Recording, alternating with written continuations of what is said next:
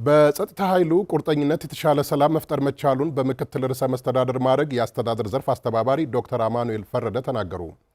የክልሉን ሰላም ማጽናት የቀጣይ ትኩረት መሆኑንም አመላክተዋል። በክልሉ የአስተዳደር ዘርፍ ስር የሚገኙ ተቋማት የ6 ወራት እቅድ አፈጻጸማቸው ተገምግመዋል። እያያው ተስፋሁን ተጨማሪ አለው።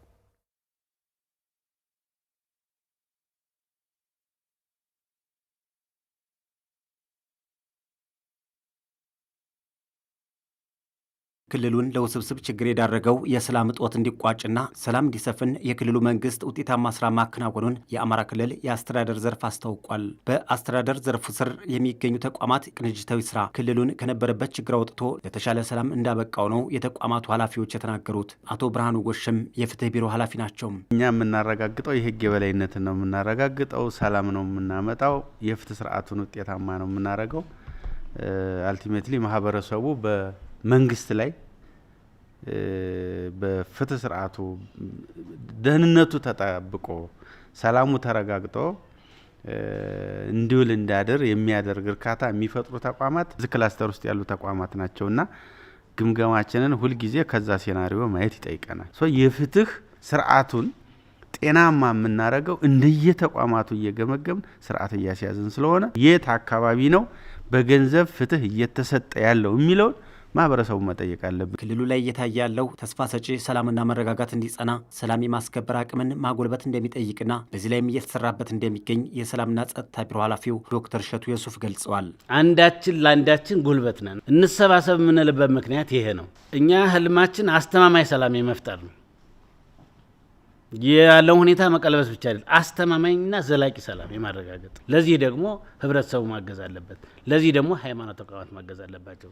ለዚህ ደግሞ ወጣቶች ማገዝ አለባቸው። ስለዚህ ከዚህ አኳያ የህግ የበላይነትን ለማስከበር ሰላምን ለማረጋገጥ የፍትህ አካላት ሚና በጣም ትልቅ ነው።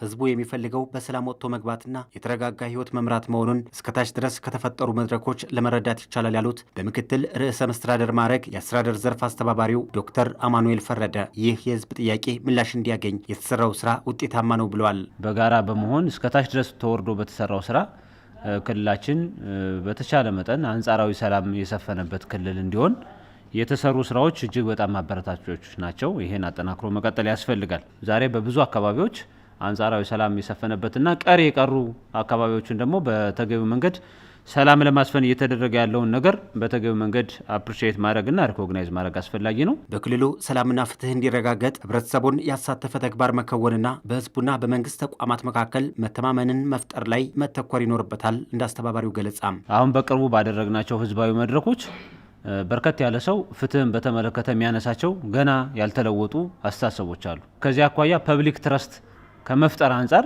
በየደረጃው ያለው የፍትህ መዋቅር ኃላፊነቱን በተገቢ መንገድ እንዲወጣ ማድረግ አስፈላጊ ነው ብዬ አምናለሁ። ህግን ከማስከበር ጎን ለጎን የሰላም ጥሪውን ተቀብለው የሚገቡ አካላትን አሰልጥኖ የስራ ዕድል መፍጠር የቀጣይ አቅጣጫ የተሰጠበት ጉዳይ ነው።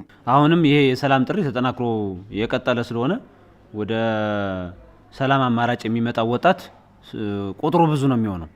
ይሄ በየአካባቢው ያሉ መዋቅሮቻችን ተገቢውን የስራ ዕድል እንዲፈጥሩ ከማድረግ አንጻር ተጋግዘን የምንሰራውና ብዙ ተቋማትን በዚህ ውስጥ ማስተባበር ያለብን ይመስለኛልና ፕሮጀክቶችን መነደፍ አለባቸው እና ዘላቂ የኑሮ ዋስትና እንዲኖራቸው ማድረግ ይገባናል። የክልሉ የአስተዳደር ዘርፍ ተቋማት የ6 ወራት የስራ አፈጻጸማቸውን የገመገሙበትና የቀጣይ የትኩረት አቅጣጫቸውን የለዩበት መድረክ በባህር ዳር ተካሂዷል።